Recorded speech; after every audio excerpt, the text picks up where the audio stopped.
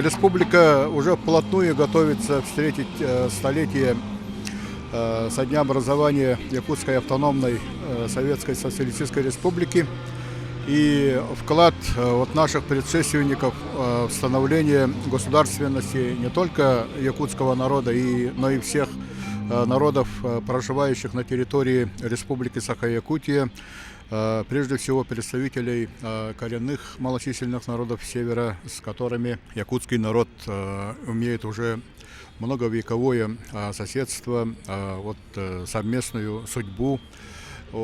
Для всех нас значение этого события очень важно, и мы сейчас готовим серию новых мероприятий, посвященных дальнейшему увековечению памяти наших основателей государственности нашей республики. Сейчас поддерживаем связь с Кыргызстаном, с Казахстаном, с Москвой и другими территориями, где работали и проходила судьба Максима Мосова, Платона Аюнского, Исидора Барахова, Степана Ржакова, и всех, кто является для нынешнего поколения символом государственности нашей республики.